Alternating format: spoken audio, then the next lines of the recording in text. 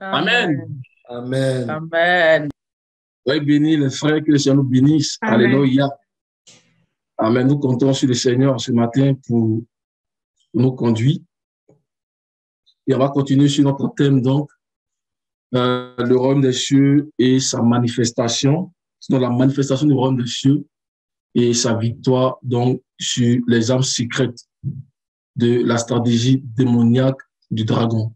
Alléluia. Et donc, dimanche passé, nous étions en train de regarder, en fait, deux des armes les plus puissantes que l'ennemi utilise. Et nous avions mentionné que toutes les armes qu'il utilise, en fait, s'appuient sur ces deux armes-là, qui nous est révélé dans Apocalypse chapitre 12. Amen. Mais nous avons aussi dit que ces armes-là, quand on a regardé les passages de référence, sont présentées comme des armes de destruction massive.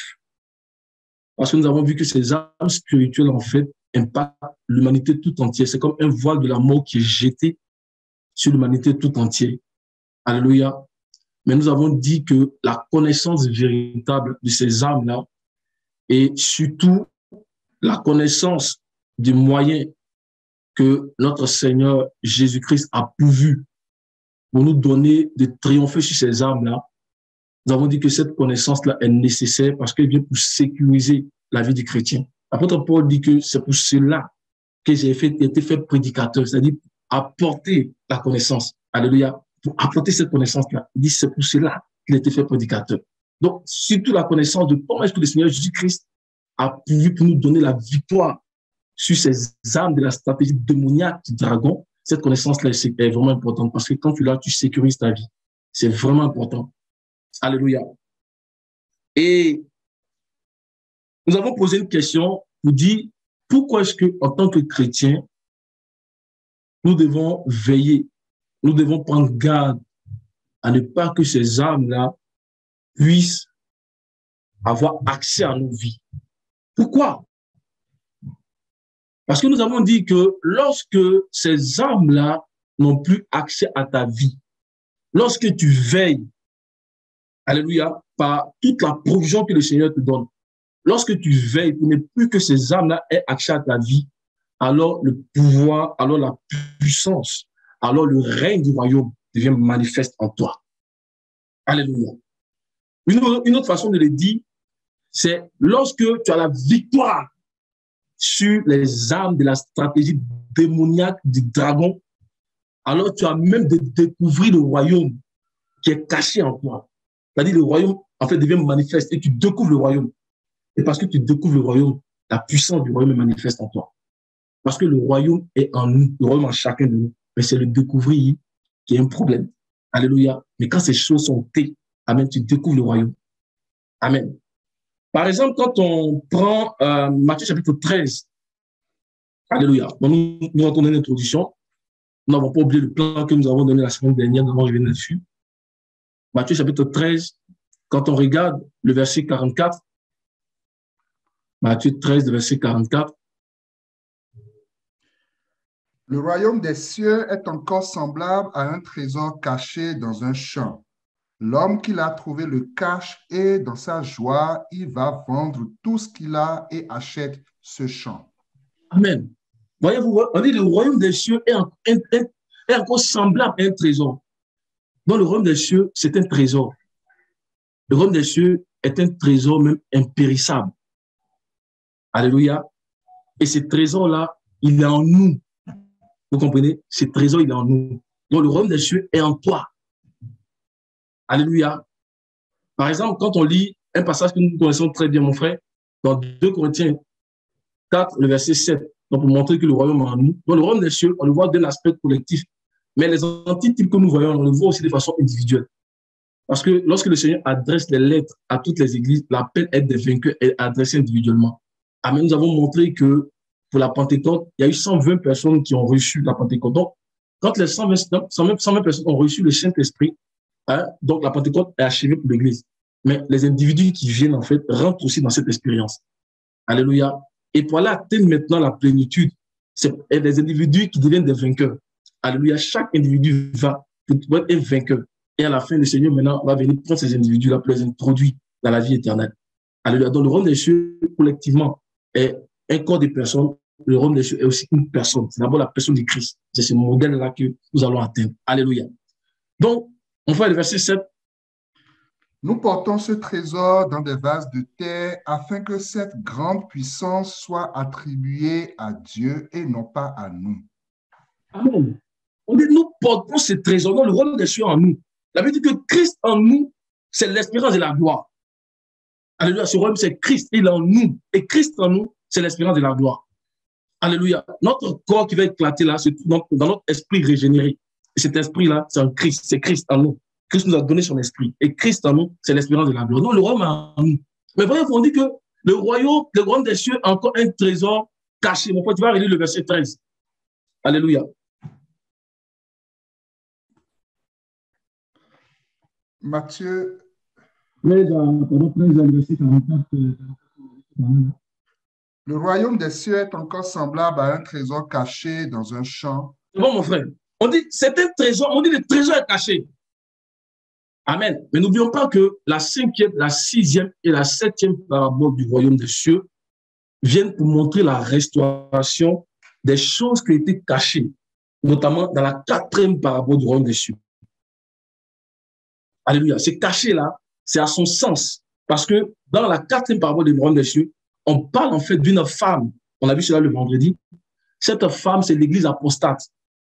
Amen. On dit, elle a pris du levain, donc qui est un symbole de faux enseignements, qui est un symbole aussi de la malice, de la méchanceté, parce que Paul dit, faites disparaître le vieux levain du milieu de vous. Mais un symbole de faux enseignements, parce que le Seigneur a dit, faites attention au levain des pharisiens. On dit, les disciples ne comprenaient pas, mais après, ils ont compris que c'était l'enseignement des apôtres. Donc, la malice, la méchanceté, mais aussi les faux enseignements, elle a pris cela et elle a mêlé donc aux 3 mesures de fleurs de farine. Donc, la fleur de farine qui nous parle de la parole pure, notamment quand on regarde le sacrifice de nourriture, qui est le 2e sacrifice des 5 sacrifices de l'Ancien Testament, la fleur de farine est utilisée. Donc, pour parler de la parole pure, la parole véritable, la parole sans levain, la parole qui rend pure, la parole qui vient avec une puissance pour transformer notre être. Alléluia. Et elle a vu que c'est par cette parole-là que nous avons le chemin à la vie. Donc, elle a pris et elle a mélangé le levain donc à ces 3 mesures de farine. Et ces 3 mesures de farine-là, ça nous parle des 3 divisions de Logos. Ça nous parle de l'œuvre de la foi, du travail de l'amour et de la fermeté de l'espérance. Et nous savons que ces 3 divisions de Logos-là constituent Christ. Parce qu'on dit que ces 3 choses demeurent. La foi, l'espérance et l'amour, c'est Christ qui demeure. Donc, en cachant cela, elle a caché le royaume des cieux. Elle a caché les trésors. Alléluia. Mais gloire au Seigneur, quand on rentre dans la 5e parabole que nous venons de lire, dans Matthieu 13, verset 44, on dit qu'il est caché. Alléluia. Il est caché. On dit c'est un trésor qui est caché parce que c'était caché. Amen. Il y a certaines choses, quand elles sont dans la vie du croyant, viennent pour cacher le royaume, viennent pour empêcher le royaume d'être découvert. Mais quand ces choses sont ôtées totalement de la vie du croyant, alléluia, on découvre le royaume. Le royaume devient visible. C'est pour ça que dans la suite, on dit l'homme qu'il a trouvé. Donc, le royaume qui était caché, alléluia, ces choses-là ont été ôtées et il a trouvé. Nous n'allons pas parler de la 2e action après. Il a pris le royaume et l'a caché. Si tu trouves le royaume, pourquoi est-ce que tu caches le royaume? Nous devons avoir sur nous de quoi acheter directement le royaume. Alléluia. Amen. Donc, le Seigneur ôte ces choses-là qui sont cachées parce que c'est présent en nous. Christ est en nous et Christ veut se révéler. Christ veut transformer ce corps. Christ veut se manifester. La Bible dit lorsqu'il viendra pour être admiré et glorifié en nous, il veut se glorifier. Mais il y a des choses dans nos vies, il dit d'ôter ces choses-là, d'ouvrir nos cœurs à la parole, d'ouvrir nos cœurs à la voix de l'Esprit. Alléluia, pour que le royaume soit manifeste. Amen. Le royaume des cieux est un trésor, mais un trésor caché. Mais le Seigneur est en train de restaurer toutes choses dans la fin de ces temps. C'est pour cela que quand on a lu Matthieu 13, le verset 41, et mon frère, avant on va lire le verset 44, on voit le travail que le Seigneur est en train de faire. Alléluia. Nous portons ce trésor en nous. Dieu qui a dit que la lumière brillera du sein des ténèbres. eh bien, il a fait briller la lumière dans nos cœurs. Il a mis ses trésors dans notre cœur. On dit pourquoi? Pour faire resplendir la connaissance de la gloire de Dieu qui brille sur le visage de Christ. Pour que nous-mêmes nous devenions comme le visage de Christ. Et il y a des choses qui cachent le royaume. Il y a des choses qui sont dans nos vies que le Seigneur demande d'ôter ces choses-là. Et quand ces choses n'ont plus accès à nos vies, la puissance, la gloire, le règne du royaume déjà manifeste. Alléluia. On fait le verset 41. Le Fils de l'homme enverra ses anges qui arracheront de son royaume tous les scandales et ceux qui commettent l'iniquité. Amen. Donc, il va venir, il a arraché de son royaume. Parce que le royaume doit être visible. Il va venir arracher de son royaume les scandales et ceux qui commettent l'iniquité. Alléluia. Tout ce qui a été causé par les armes de la stratégie démoniaque du dragon, le Seigneur va venir arracher de son royaume. Parce qu'il faut que le royaume soit visible.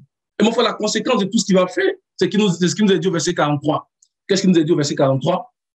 Alors les justes resplendiront comme le soleil dans le royaume de leur Père. Alléluia. Vas-y, mon frère, termine. Que celui qui a des oreilles pour entendre, entende. Alléluia. Donc, quand tu vas ôter ces choses, le royaume sera manifeste. Les justes vont commencer à briller comme le soleil. Amen. Ils vont devenir comme le Seigneur. Parce que le Seigneur, c'est le soleil de justice. Donc, frères, ouvrons nos cœurs à la parole. En ouvrant nos cœurs à la parole, nous empêchons les armes de la stratégie démoniaque du dragon d'avoir accès à nos vies. En ouvrant nos cœurs à l'esprit, nous empêchons les armes de la stratégie démoniaque du dragon d'avoir accès à nos vies. Le royaume des cieux est comme un trésor caché. Alléluia. Et le Seigneur veut ôter tout ce qui a caché le royaume pour que le royaume soit manifeste. C'est le vrai sens de ce que nous avons dans Apocalypse chapitre 12. Mon frère, Apocalypse chapitre 12, on a vu ça, le verset 10.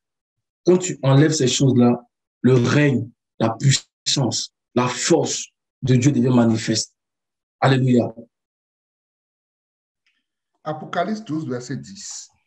Et j'entendis dans le ciel une voix forte qui disait: Maintenant le salut est arrivé et la puissance et le règne de notre Dieu et l'autorité de son Christ, car il a été précipité l'accusateur de nos frères, celui qui les accusait devant notre Dieu jour et nuit.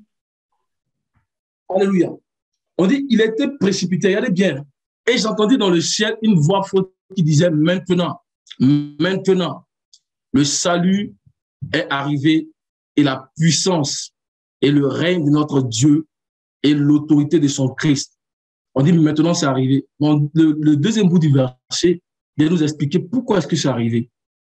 On dit car il a été précipité. C'est parce qu'il a été précipité que tout ce qui est cité dans le premier bout en fait est là. Car il a été précipité, l'accusateur de nos frères. C'est lui qui les accusait devant Dieu, devant notre Dieu jour et nuit. Alléluia. C'est parce que ces âmes n'ont plus accès, dans la sphère de contrôle. Alléluia. C'est pour cela que tout ce qui était cité, maintenant, le salut est arrivé et la puissance et le règne de notre Dieu et l'autorité de son Christ. Pourquoi? Parce qu'il a été précipité. Alléluia. Donc, c'est le travail que le Seigneur est en train de faire en ce moment. Et le Seigneur a accompli ce projet-là. Il a déjà accompli. Maintenant, c'est à nous, étant donné que c'était accompli, étant donné que cette promesse est pour nous. Alléluia. C'est à nous maintenant de nous garder des âmes démoniaques du dragon. C'est à nous de ne point laisser ces âmes-là avoir accès à notre vie. Et si nous le faisons, la puissance du royaume sera manifeste. Alléluia. Et nous ne nous disons pas, mais est-ce que c'est possible d'être dans ce corps-là au-dessus du péché? Parce que ces armes-là, ça vient pour occasionner le péché dans la vie du croyant. Ne nous disons pas ça parce qu'on va voir que ceux qui pensent comme ça, là, que ce n'est pas possible, là, ce sont ceux-là que la queue du dragon arrive à précipiter. C'est possible dans ce corps-là d'atteindre la perfection. C'est possible. Parce que Christ, notre modèle, nous a montré que c'est possible d'être parfait. C'est possible de ne pas pécher dans ce corps-là. Alléluia. Et quand tu seras à même de veiller sur ta vie, pour ne pas que les âmes de la stratégie démoniaque du dragon aient accès à ta vie, tu pourras dire ce que le Seigneur a dit dans Jean 14, verset 30. On fait Jean 14, verset 30. Alléluia. Jean 14. Je ne parlerai plus guère avec vous, car le prince du monde vient. Il n'a rien en moi. Amen. Il dit, voici, le prince de ce monde vient et il n'a rien en moi. Voici, ces âmes viennent et ces âmes n'ont rien en moi. Il n'a rien en moi. Alléluia. Quand ça n'a plus accès à notre vie, on sera même de dire, voici, il vient. Il n'a rien en moi. Il ne trouve rien en moi. Et parce qu'il ne trouve rien en moi, la puissance du royaume est manifeste. Alléluia. Que le Seigneur nous aide à comprendre ces choses-là. Parce que nous avons vu que ces âmes-là, c'est toute l'humanité. Amen. Toute l'humanité qui est touchée par ces âmes-là. Et c'est à cause de cela que la mort règne. On a vu, on va le voir tout à l'heure, c'est ça qu'il a pris pour précipiter Adam. Et nous avons vu tous les dégâts que ça a causé. Amen. Mais le Seigneur est venu pour nous donner une sagesse qui est supérieure pour ne plus que ces âmes-là aient accès à nos vies. Amen. Donc, mon frère, c'était une introduction. On va continuer maintenant sur le plan qu'on avait donné la semaine passée, venir encore pour renforcer ce qui vient d'être dit. Alléluia. Et on va retourner donc pour lire les deux passages dans lesquels nous avons vu ces âmes démoniaques de la stratégie du dragon. Dans Apocalypse chapitre 12, on va relire les versets 9 et le verset 10. Et il fut précipité le grand dragon, le serpent ancien, appelé le diable et Satan, celui qui séduit toute la terre. Il fut précipité sur la terre et ses anges furent précipités avec lui. Et j'entendis dans le ciel une voix forte qui disait, maintenant le salut est arrivé et la puissance et le règne de notre Dieu et l'autorité de son Christ, car il a été précipité l'accusateur de nos frères, celui qui les accusait devant notre Dieu jour et nuit. Amen. Donc, le premier verset nous donne la première arme. En fait, tu peux souligner ça, la première arme. Donc, on avait vu, c'était la séduction. C'est ça. Donc, il séduit toute la terre. Donc, on voit que c'est une arme de destruction massive, la séduction. Et la deuxième arme, on a trouvé donc au verset 10, c'est l'accusation. Alléluia. Tu peux souligner l'accusation de nos frères. Amen. L'accusateur de nos frères. Alléluia. Et donc, on va continuer sur le premier verset pour aller tranquillement aboutir. Sur la première arme, je vais dire, pour aller tranquillement aboutir à la deuxième arme. Alléluia. Donc, sur le premier verset, si vous vous rappelez, on a fait 3 observations directes. Alléluia. Donc, la première observation, c'est ce que nous venons de dire. C'est qu'il est dit qu'avec cette arme-là, voyez-vous, on dit qu'il séduit toute la terre. Donc, c'est une arme de destruction massive. Toute la terre est touchée par cette arme-là. Et c'est là, c'est depuis le commencement. Amen. On dit par Adam, la mort a régné jusqu'à Christ. Donc, depuis le commencement. Alléluia. Donc, toute la terre est touchée. Mais jusqu'à Christ, le Seigneur il est un corps de personnes qui ont la victoire sur cette arme-là. C'est pour ça qu'on dit qu'il a été précipité. Parce qu'il y a un corps de personnes maintenant qui est arrivé à vaincre cette arme-là. Amen. Donc, première observation, c'est que cette arme-là, il la prend pour séduire toute la terre. C'est un voile qui est jeté sur toute la terre. Alléluia. C'est une arme spirituelle, un voile qui est jeté sur toute la terre. La deuxième observation que nous avons faite, c'est que nous avons vu que séduire, selon les textes originaux grecs, c'est prendre quelqu'un et d'amener cette personne-là en dehors de la vérité. C'est comme ça que le diable travaille. Quand il veut exterminer, quand il veut détruire une personne, il va prendre cette personne, il va t'amener en dehors de la vérité. C'est pour cela qu'à chaque fois, nous demandons aux uns aux autres de faire attention à ce que nous entendons. Parce que la foi vient de ce qu'on entend. Et ce qu'on entend vient de la parole de Dieu. Si un message t'a fait du bien, et si un message continue de te faire du bien, continue d'écouter ce message. Alléluia. Jusqu'à ce que tes oreilles soient aiguisées. Amen. Je pense qu'il y a déjà des frères ici. Si on prend un message qu'on nous dépose, étant donné qu'on a, je vais dire, une foi commune, et n'importe quel message qu'on dépose ici, quand on finit d'écouter ce message, on s'appelle. Et on dit telle partie, telle partie, telle partie. Même ce que je suis en train de dire à des frères, s'ils entendent qu'il y a quelque chose qui n'est pas ça, ils vont m'appeler, ils vont dire, ah, telle partie, tu as dit ça, je veux qu'on en discute. Donc, faisons attention à ce que nous écoutons. C'est vraiment important. C'est vraiment important.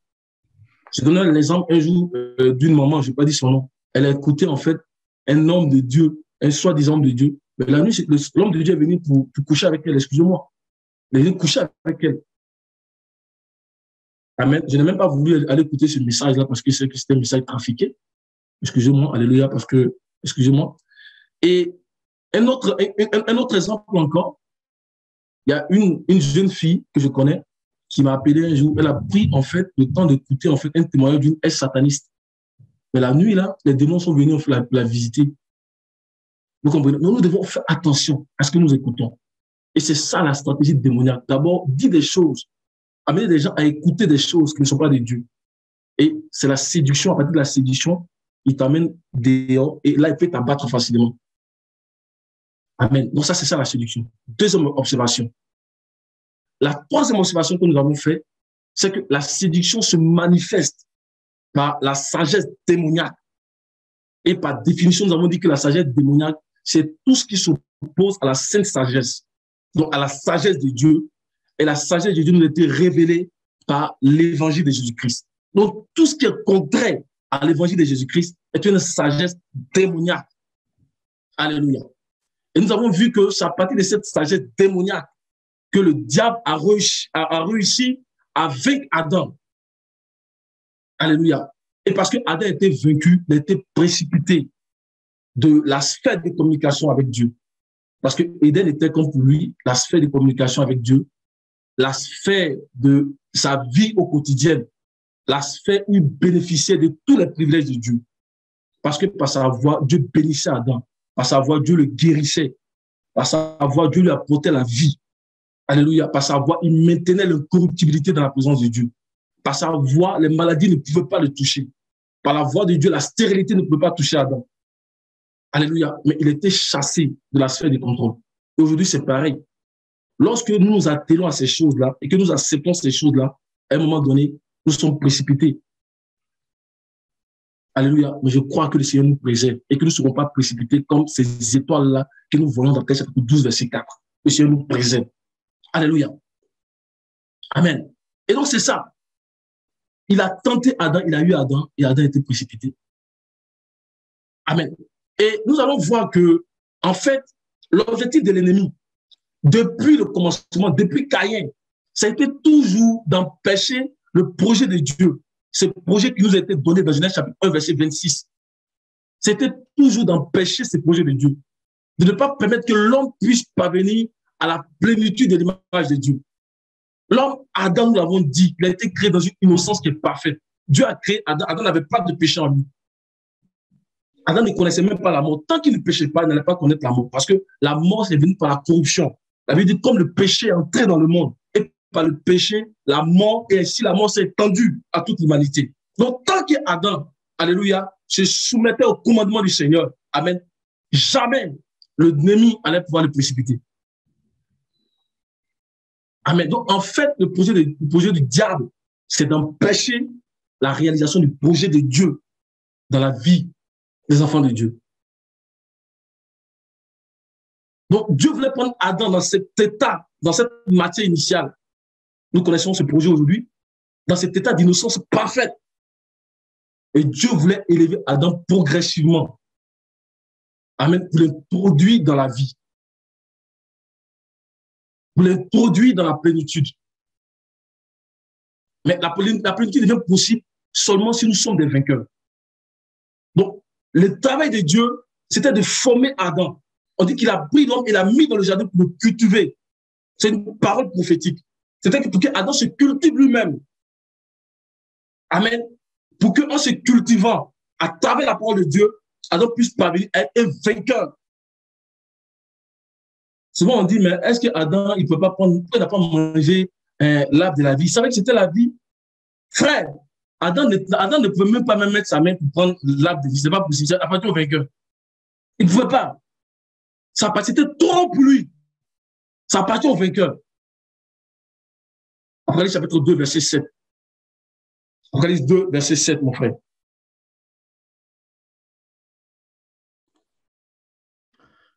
Que celui qui a des oreilles entende ce que l'Esprit dit aux églises. À celui qui vaincra, je donnerai à manger de l'arbre de vie qui est dans le paradis de Dieu. Amen.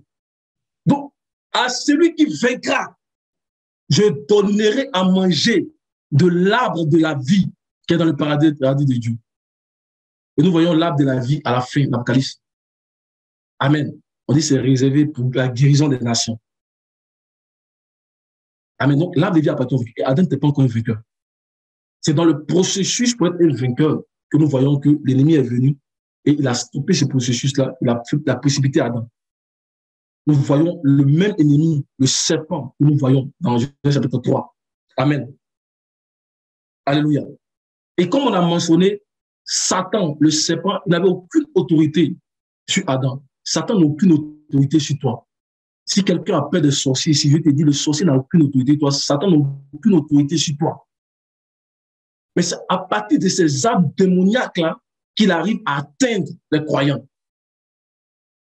Et ces âmes-là, comme on l'a dit, la séduction, ça consistait à faire accepter à l'homme et à la femme le contraire des choses que Dieu leur avait données. Le contraire des commandements que Dieu leur avait donnés. C'est ça la séduction. Alléluia. Et c'est comme ça qu'il arrive à les atteindre. Il ne pouvait pas les atteindre. C'est par la séduction. Amen. C'est pour cela que ceux qui sont appelés à être des êtres divins, ils doivent se tenir en garde pour ne pas penser et dire des choses qui sont contraires, dire des choses contraires à ce que Dieu dit. Alléluia. On doit nous tenir en garde pour ne pas penser, accepter des choses qui sont contraires à la saine doctrine. Quand souvent on parle, on dit vous aimez pas. C'est pas une affaire de parler, c'est parce que nous savons que ces choses, ça conduit à la mort.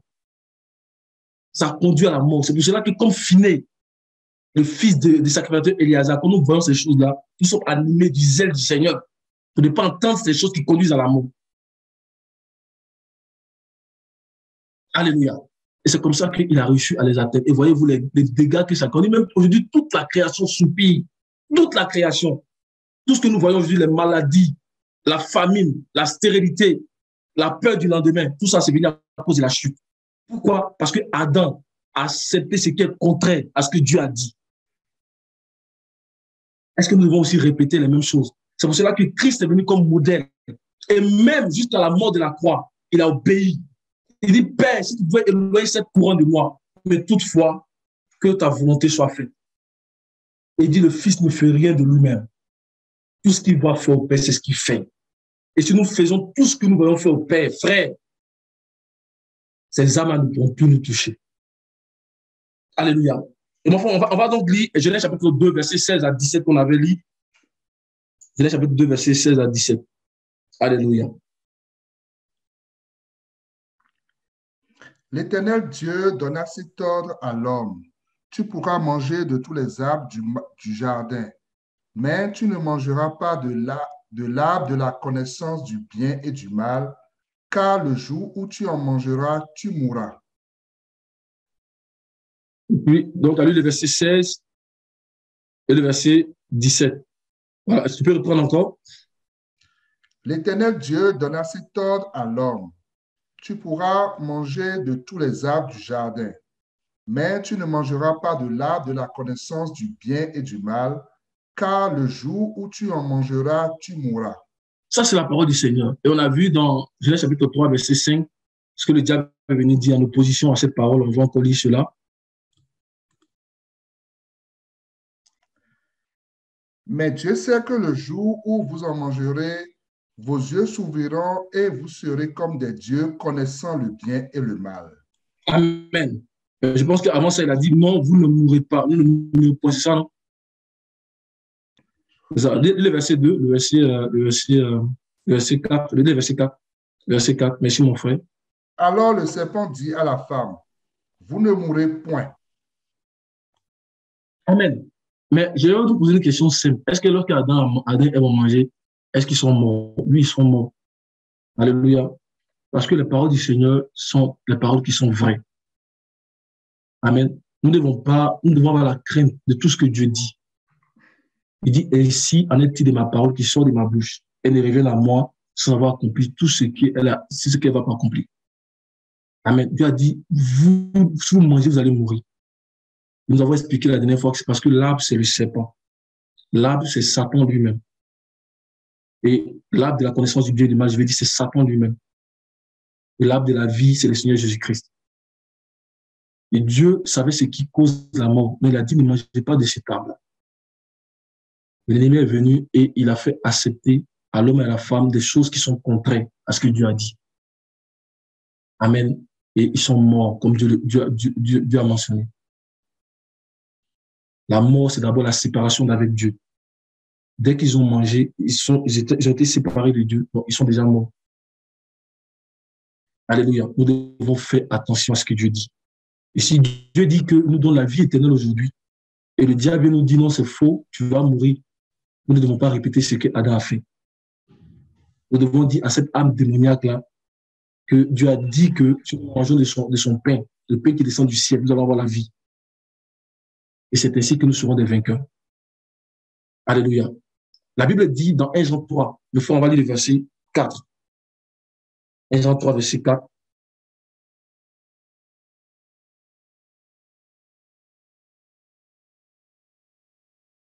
Donc, le péché est venu quand ils ont accepté ce qui est sorti de la bouche du dragon, ce qui était contraire à la parole de Dieu. Alléluia. C'est là que le péché est entré. La loi du péché, du péché de la mort est entrée parce qu'ils ont mangé de cette table. C'est-à-dire qu'ils ont accepté, alléluia, ce qui est sorti de la bouche du serpent. La nourriture que leur a donnée, parce que la parole, c'est la nourriture. Le Seigneur dit que quand ma chair est une vraie nourriture, et mon sein est un vrai breuvage. La parole, c'est la nourriture. Quand il parle de sa chair, il parle de sa parole. La Bible dit que c'est la parole qui a été faite chair et qui a habité parmi nous. Il dit, celui qui mange ma chair et qui boit mon sang à la vie éternelle. Il y a une parole qui donne la vie éternelle et il y a une parole qui conduit à la mort.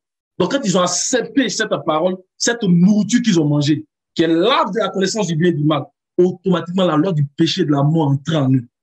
Mais Christ vient avec la loi de la vie pour détruire la loi du péché et de la mort. Alléluia. Mon frère, le verset 4.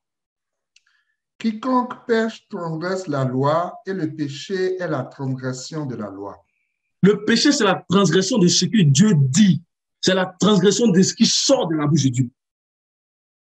Alléluia. Donc, ils ont transgressé la loi. Amen. Mais le verset 5 dit quoi? Or, vous le savez, Jésus apparut pour ôter les péchés et il n'y a point en lui de péché. Parce qu'il n'a point en lui le péché. Tout homme donne ce qu'il a. Donc, ce qu'il donne là, c'est la vie. Il est venu pour ôter le péché. Et comme il ôte le péché, c'est par rapport à l'évangile. Il est venu avec la grâce et la vérité. Pour ôter cette loi du péché de la mort que l'homme a consommé dans la vie. Il dit, je suis le pain qui est descendu du ciel. Si quelqu'un mange de ce pain, il vivra éternellement. Alléluia. Donc, mes frères, nous devons comprendre que dans tous les âges, quand on lit les Écritures, là où Dieu a commencé son projet, le dragon était toujours là. C'est pour cela qu'on voit le serpent dans Genèse chapitre 3. Quand on lit dans Apocalypse chapitre 12, verset 9, mon frère, on va regarder encore, on voit encore le serpent. Donc, il était toujours là. Son rôle là, il veut éclipser le nom de Dieu sur la terre. Il veut empêcher l'homme de parvenir à la plénitude. Alléluia. Vas-y, mon frère. Et il fut précipité le grand dragon, le serpent ancien appelé le diable et Satan, celui qui séduit toute la terre. Il fut précipité sur la terre et ses anges furent précipités avec lui. Amen. On parle du serpent ancien. C'est par rapport au commencement. C'est pour ça l'apôtre Jean, dans 1 Jean, je ne sais pas quel passage, il a dit qu'il est menteur depuis le commencement. Il est le père du mensonge depuis le commencement. Et le Seigneur aussi le dit. Il dit qu'il est meurtrier depuis le commencement. Donc, il est toujours là, là où Dieu veut faire son projet. Il est toujours là. Depuis Caïn, il était là. Quand on va dans la loi, il était dans l'âge de la loi. Il est dans l'âge aussi de l'évangile. Il est dans l'âge de la foi. De même, là, il est là pour empêcher le projet de Dieu. Quand on lit, par exemple, 1 Corinthiens 10, verset 4, dont nous avons beaucoup, les frères, je pense que le frère avait beaucoup partagé ça, 1 Corinthiens 10, verset 4, regardez bien. Et qu'ils ont tous bu le même breuvage spirituel, car ils buvaient à un rocher spirituel qui les suivait, et ce rocher était Christ. On dit, il y a un rocher qui suivait Israël. Ce rocher était Christ. Ce rocher les suivait pour les abreuver. Amen. Pour qu'ils puissent rentrer dans la terre promise. Mais en même temps que le rocher les suivait aussi, le dragon était là. Il n'est pas fait explicitement mention du dragon ici, mais nous savons qu'il était au milieu du peuple d'Israël à cause de la rébellion qui a éclaté au milieu de ce peuple-là. Le diable est l'instigateur de la rébellion. Donc nous savons qu'il était là. Amen. Parce qu'un peuple s'est levé pour ne plus croire à la promesse que Dieu avait faite au patriarche Abraham, à Isaac et à Jacob, qu'il allait faire rentrer les descendants dans la terre. Il y a un peuple qui s'est levé, comme les Corées, les Datans, les Abiram, se sont levés en rébellion contre la loi de Dieu. Toute une génération a perdu la vie dans le désert. Ceux de 20 ans et plus, ils ne sont pas rentrés. Parce qu'ils ont dédaigné le pays. Je lui ai dit, comme vous avez dédaigné le pays, je vous ai donné le fruit du pays. On a amené 10 explorateurs, ils sont allés prendre le fruit, vous avez goûté le fruit pour attester mes paroles, parce que j'ai dit que je vous amène dans un pays où coule le lait et le miel. Vous avez goûté le fruit, vous avez attesté mes paroles, mais vous avez dédaigné le pays.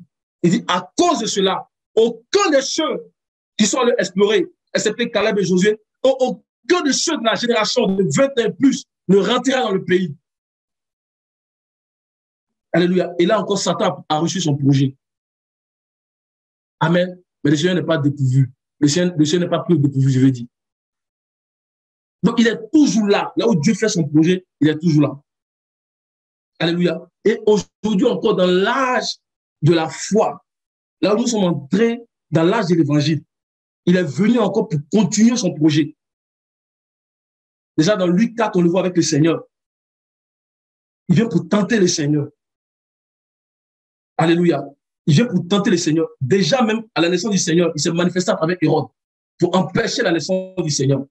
Et quand le Seigneur est venu pour tenter le Seigneur, le Seigneur l'a vaincu par la mort. Et il est venu maintenant sur le corps que le Seigneur s'est formé. Or, le Seigneur a dit qu'il forme ce corps-là pour dominer sur la mort. Il dit, je bâtirai mon église, mon ecclésia. Et les portes du séjour de l'enfer ne vont pas prévaloir sur elle.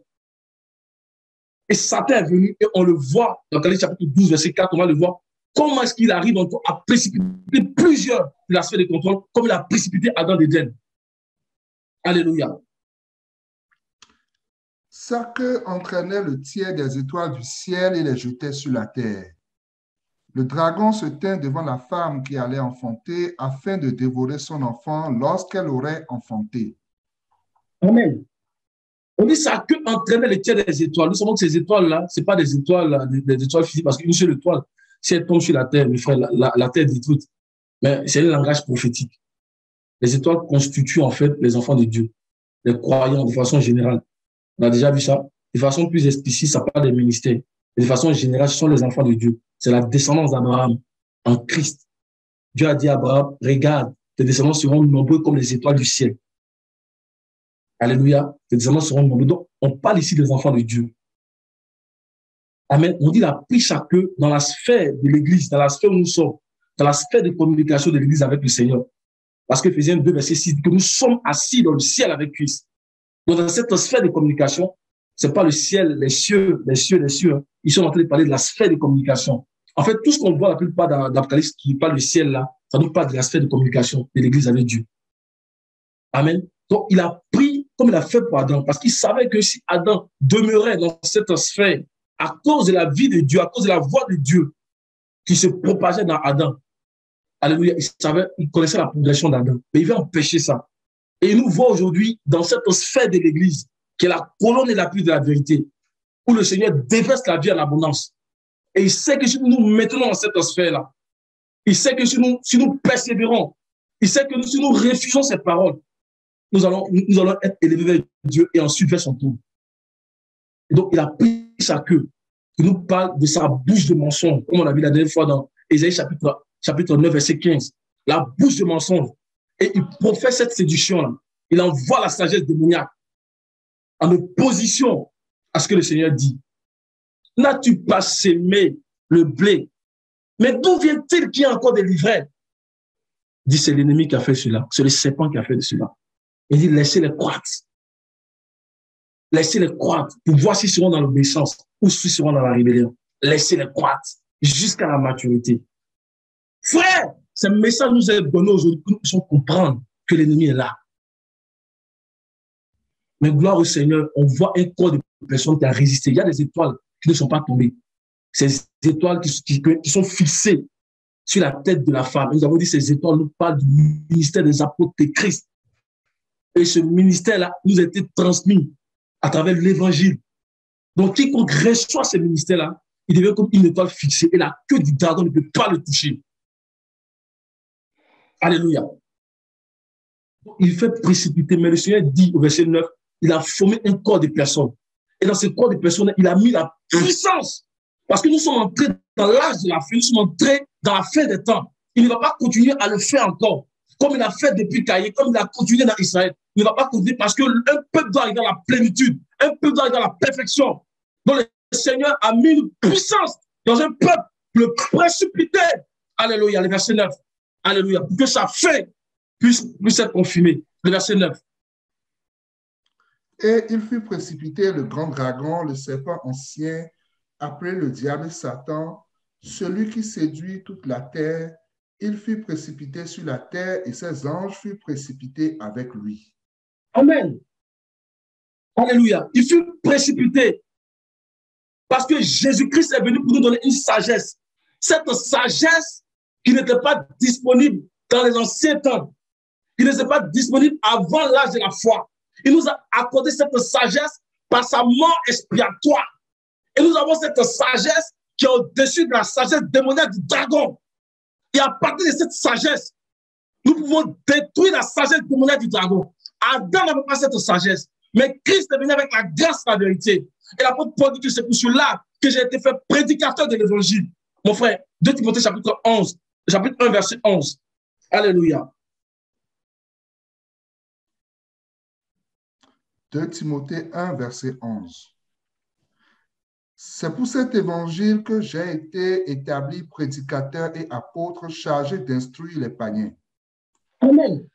Chargé de leur apporter cette connaissance. Je vais leur donner de détruire la séduction. Mais ils doivent ouvrir leur cœur à l'évangile. Ils doivent se donner à l'évangile.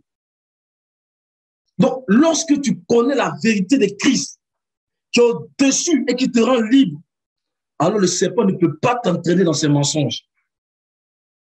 Lorsque tu connais la vérité de Christ, qui est au-dessus du contrôle de Satan, et bien qu'il répète ses stratégies envoûtantes, comme toi, tu ne seras pas sous son contrôle.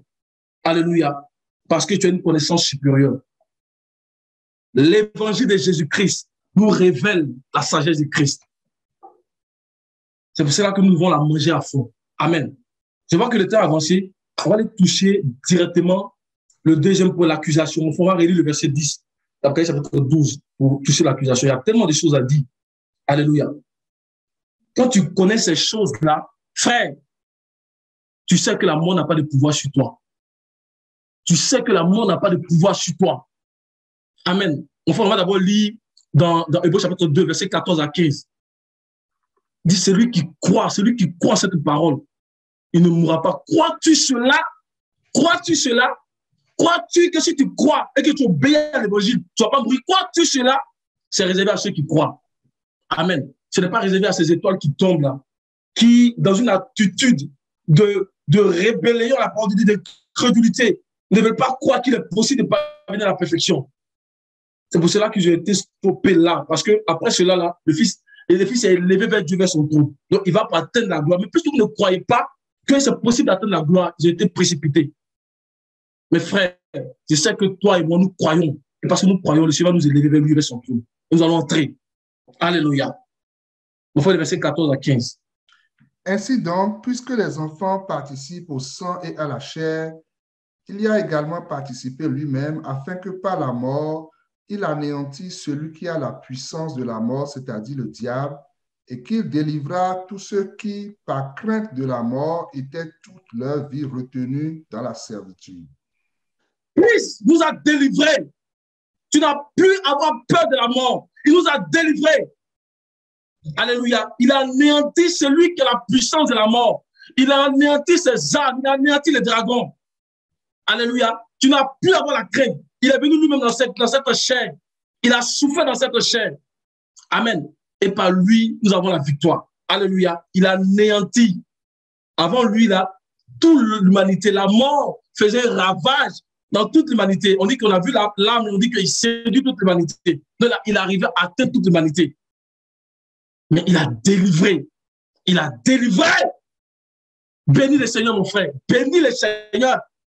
Nous avons la vie maintenant, la vie en abondance. L'ennemi ne vient que pour dérober, pour égorger, pour détruire. Mais lui, il est venu pour que nous ayons la vie en abondance. Mon frère, il nous reste 6 minutes. On va aller rapidement dans Apocalypse chapitre 12, verset 10. Alléluia. Pour voir la deuxième arme, l'accusation. Et j'entendis dans le ciel une voix forte qui disait, « Maintenant le salut est arrivé et la puissance et le règne de notre Dieu et l'autorité de son Christ, car il a été précipité l'accusateur de nos frères, celui qui les accusait devant notre Dieu jour et nuit. » J'aimerais poser une question avant que nous puissions continuer. Quand on dit, par exemple, l'accusateur de nos frères, celui qui les accusait devant Dieu jour et nuit, alors la question est celle-ci. Est-ce que quand on dit devant Dieu, est-ce que c'est devant Dieu dans les cieux des cieux que Satan se présente pour nous accuser? Ou bien comment devons-nous comprendre la pensée du Seigneur ici? C'est très important que nous puissions comprendre ce bout-là, pour que nous puissions comprendre comment est-ce que le diable nous accuse et comment est-ce que le Seigneur Jésus-Christ a pourvu. Ce sont des choses que nous savons déjà. Mais quand on dit devant Dieu, est-ce qu'il va devant Dieu dans les cieux des cieux? Voici la question. Et à partir de certaines vérités, nous pouvons déjà affirmer que Satan n'a pas d'accès. Il ne peut pas avoir accès à la sphère de la glorieuse présence de Dieu. Ce n'est pas possible. Nous devons déjà comprendre cette vérité. La sphère de la gloire de Dieu est au-delà de la portée de toute la création. Que cette création soit humaine ou que ce soit esprit, nul ne peut accéder à la présence de Dieu et voir sa face. Ce n'est pas possible. Même les anges n'ont pas ce privilège. Les anges n'ont pas ce privilège. Alléluia. Mon frère, 1 Timothée chapitre 6, qu'on connaît bien, le verset 16, pour confirmer ça. Même les anges n'ont pas accès. On verra que accéder à la présence de Dieu, voir son visage là, c'est réservé à toi et à moi, c'est réservé à l'Église dans les temps de l'avenir. Depuis que le monde est monde, aucune personne n'a vu le visage du Seigneur. Ce n'est pas possible. Alléluia. Qui seul possède l'immortalité, qui habite une lumière inaccessible que nul homme n'a vu ni ne peut voir, à qui appartiennent l'honneur et la puissance éternelle. Amen. Enfin, il faut cliquer sur inaccessible là, dans les Grecs. Vous savez, on prend beaucoup le grec et nous, les étudiants de la Bible, on doit beaucoup utiliser le grec parce que le Nouveau Testament a été écrit initialement en grec. Alléluia. Et après a été traduit par Matthieu Luther. Tout ça. Matthieu Luther a aussi participé au réveil. Vous comprenez? Donc, dans les Grecs, on a souvent des sens qui sont plus proches du mot. Vous comprenez? C'est pour ça qu'on voit souvent dans les textes originaux grecs. Amen. L'Ancien Testament, lui, il avait été écrit en araméen. Il a été traduit. Amen. Donc, on voit beaucoup dans les Grecs. Alléluia. Vas-y, mon frère. Ce qu'un homme ne peut approcher, trop distant, inaccessible. Il est trop distant, c'est inaccessible, inapprochable. Même les anges, on dit, ils possèdent une lumière inaccessible. Mais gloire au Seigneur, l'Église a accès à cette lumière. Alléluia. Donc, accéder à la présence de Dieu et voir le visage du Seigneur, c'est réservé seulement à l'Église. Alléluia. Dans les temps à venir. Enfin, on le connaît bien dans 1 Jean 3, verset 2. Nous voulons établir cette vérité-là pour comprendre comment est-ce que Satan possède l'accusation. Alléluia. Dans 1 Jean chapitre 3, le verset 2. Alléluia.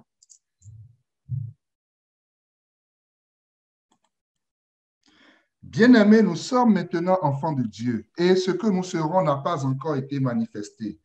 Mais nous savons que lorsque cela sera manifesté, nous serons semblables à lui parce que nous le verrons tel qu'il est.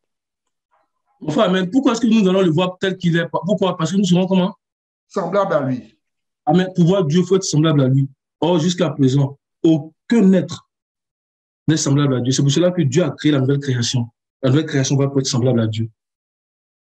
Amen. Et parce que nous serons semblables à Dieu, nous le verrons tel qu'il est. Nous verrons le Dieu qui a créé le ciel et la terre. Mes frères, c'est un grand privilège. Nous serons dans sa présence.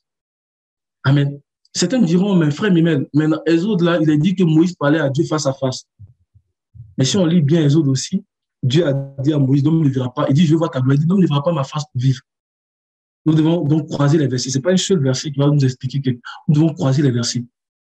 Moïse dit, je veux voir ta gloire. Il dit, non, l'homme ne verra pas ma face pour vivre. Dans Nombre 12, je pense le verset 8, on dit, il voit une représentation de Dieu. Lorsque Dieu veut apparaître aux anges, alléluia, il prend une forme dans laquelle les anges peuvent le voir. Parce que dans sa manifestation, les anges, les hommes ne peuvent pas le voir. Il prend une forme. Et nous savons que quand il prend cette forme-là, il est appelé en fait l'ange de l'Éternel. Et c'est ainsi que les anges peuvent le voir. Et c'est ainsi qu'il se révèle à nous lorsqu'il apparaît dans nos visions et dans nos songes prophétiques. Mais Dieu dans toute sa gloire, ce n'est pas possible. Jusqu'à présent, c'est réservé à l'Église à la fin des temps.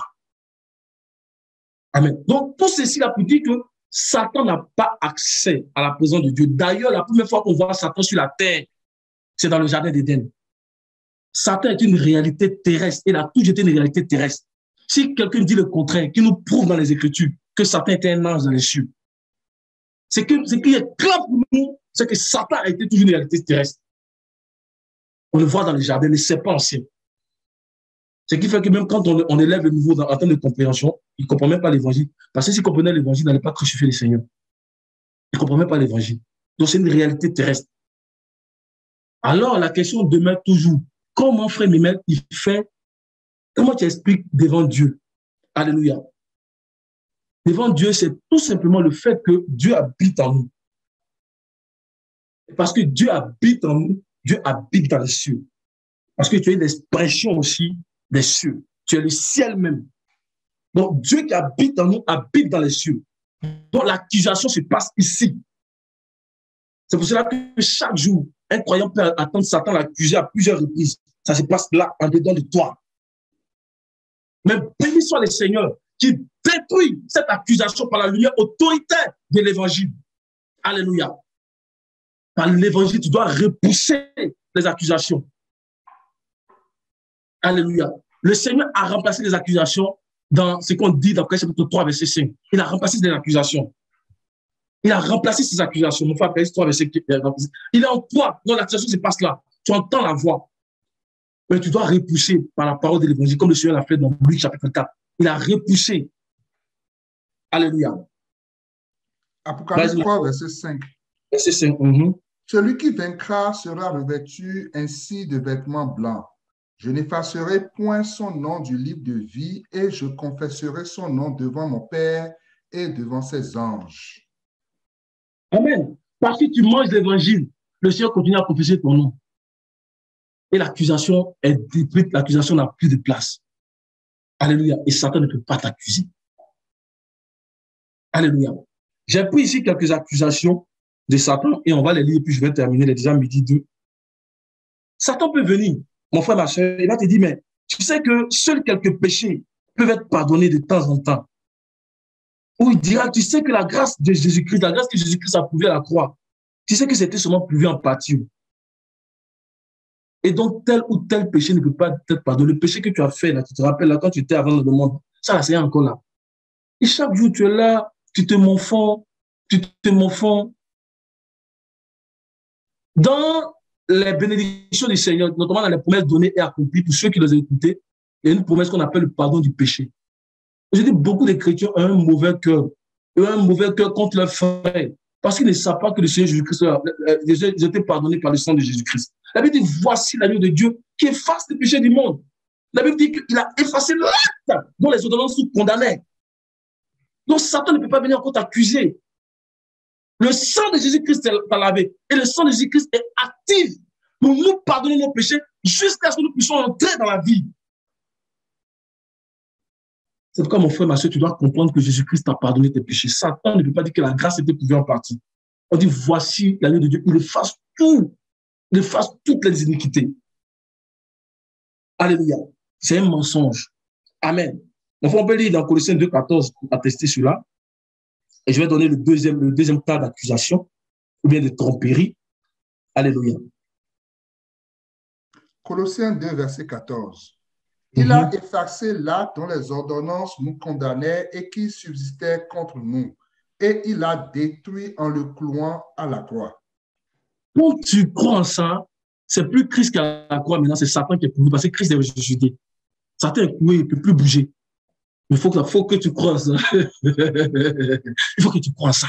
Satan est cloué, il ne peut plus bouger. Il faut que tu crois ça. Il a effacé. Dans la loi, on parle de Kippou. Kippou, là, dans la loi, le sang des animaux, ça couvrait. Kippou, ça veut dire couvrir en donnant une somme qui est équivalente au péché. On dit, voici l'agneau de Dieu, il a effacé. Et quand tu crois à cette parole-là, on dit, il a cloué Satan, c'est Satan qui est cloué. Il ne peut plus bouger dans ta vie, plus t'atteindre. Il faut croire. Alléluia. Deuxième cas. Donc, Satan, il peut prêcher aussi des femmes quand il veut tromper. C'est vraiment important. Deuxième cas. Il va te dire, continue de pécher, car Dieu est bon. Tu sais que Dieu est bon. God is good. Dieu pardonne. Tu sais que Dieu est bon. Continue de pécher, mon frère, parce que Dieu va toujours te pardonner. Il va toujours te pardonner de pécher parce qu'il est bon. Les vérités des dragons sont piquées mensonges. Ces vérités sont piquées des mensonges. Alléluia. Parce que oui, Dieu est bon, Dieu pardonne. Mais si tu as ça en tête, dans l'esprit, pour dire Dieu pardonne, et c'est pour cela que je vais aller pécher pour revenir. Alléluia. Tu es en train de mépriser l'esprit de la grâce. Tu méprises l'esprit de la grâce. Tu méprises le sacrifice de Christ. Alléluia. Et puis Dieu est bon, mon frère, tu sais que Dieu est bon. Vas-y, tu reviendras te pardonner. Son sang est là. Non, c'est pas comme ça. Non, c'est pas comme celui-là. Alléluia. Ou bien il va dire encore, je n'ai pas pris le passage de 1 Jean là, qui dit que celui qui pêche, celui qui est de Dieu ne pêche pas. Alléluia. Celui qui est de Dieu ne pêche pas. Amen. J'ai oublié le passage là. Amen. Ou bien, troisième cas. Satan va dire encore, est-ce que Dieu a dit que tu peux être élevé au-dessus du péché et devenir parfait? Non, tu ne peux pas. Car la mort des plaisirs n'est pas censée produire la perfection. Il faut dire mensonge. Il faut dire mensonge. Amen. Il dit que la mort des plaisirs n'est pas censée produire la perfection. Est-ce que Dieu a dit que toi, tu peux être élevé? Toi, un homme comme ça, est-ce que tu peux être élevé? Merci, mon frère Alain. Merci. Mensonge. On a vu tout à l'heure que le Seigneur dit qu'il vient et n'a rien en moi. On dit en lui, il n'y a pas de péché. Alléluia. Ou bien il va rajouter, il va dire, et même si tu es particulièrement mauvais, même si tu penses que tu es mauvais, tu sais qu'avant d'aller au ciel, là, tu vas passer par le purgatoire. On connaît cette pensée, tu vas passer par le purgatoire, où tu seras purifié, et après ça, tu pourras aller au ciel. Donc, continue de pécher. Comme tu es son fils, là, quand tu vas finir, il va t'amener d'un coup, on appelle le purgatoire, tu vas passer 3 jours là-bas, et tu seras purifié, et après, tu pourras aller au ciel. Il faut dire mensonge. Mensonge. Alléluia. Mensonge. Mon frère, tu peux retrouver le passage, je pense que c'est dans 1 Jean, qui dit 1 que... Jean 3, verset 9. Vas-y, mon frère. Quiconque est né de Dieu... Tu peux dire à partir du verset 7. À partir du verset 7. Merci, ma soeur, mon frère, c'est mensonge. C'est vraiment le mensonge. Petits enfants, que personne ne vous séduise. Personne ne vous séduise. Que les dragons ne vous séduisent pas. Et celui qu'on ne peut pas se séduire, c'est celui qui a l'évangile. Celui qui s'attache à l'évangile. L'apôtre Paul dit que même si moi-même ou quelqu'un d'autre, un ange, vient vous prêcher notre évangile, que celui que nous avons donné, qu'il soit anathème. Mais il faut comprendre, il faut connaître l'évangile pour savoir que ce qu'il a entendu, c'est faux. Et on dit les Béréens, ils croisaient les Écritures, qu'ils entendaient. Ça peut être des paroles mielleuses qui font du bien. On dit qu'ils entendaient ça, les Béréens. Ils croisaient les Écritures pour savoir si ce qu'on leur disait était vrai. C'est vraiment important. Et quand on parle d'Éphèse, on dit Éphèse là, ils avaient l'amour du Seigneur, parce que celui tu as abandonné ton premier amour. Ils avaient l'amour du Seigneur. L'amour du Seigneur, c'est sa parole. Éphèse avait l'amour du Seigneur. On dit qu'ils ont éprouvé les faux apôtres et ils les ont trouvés menteurs. Ils étaient capables de tester l'enseignement qui leur était donné. Parce que c'est la vie. La parole, c'est la vie. On ne peut pas s'amuser avec la vie. Alléluia. Vas-y, mon frère. Celui qui pratique la justice est juste, comme lui-même est juste. Celui qui pêche est du diable, car le diable pêche dès le commencement. Le Fils de Dieu a paru afin de détruire les œuvres du diable. Quiconque est né de Dieu ne pratique pas le péché parce que la semence de Dieu demeure en lui. Et il ne peut pécher parce qu'il est né de Dieu. Amen. Parce que la semence de Dieu demeure en lui. Et il ne peut pécher parce qu'il est né de Dieu. Frères et sœurs, les armes de la stratégie démoniaque du dragon ont été précipitamment vaincues. Nous avons le pouvoir par le Seigneur aujourd'hui de réfugier ces armes. Le Seigneur nous appelle à manger l'évangile, à manger à fond sa parole, pour que sa lumière autorité vienne en nous Cette lumière, elle a brillé dans les ténèbres. Elle a donné le pouvoir. Elle vient avec autorité. Elle vient pour détruire tout ce qui n'est pas conforme à la volonté de Dieu. Il faut la manger, il faut se soumettre à cette lumière-là pour que le Seigneur puisse nous aider. Alléluia. Il y a beaucoup de choses à dire, mais nous allons prier. Alléluia.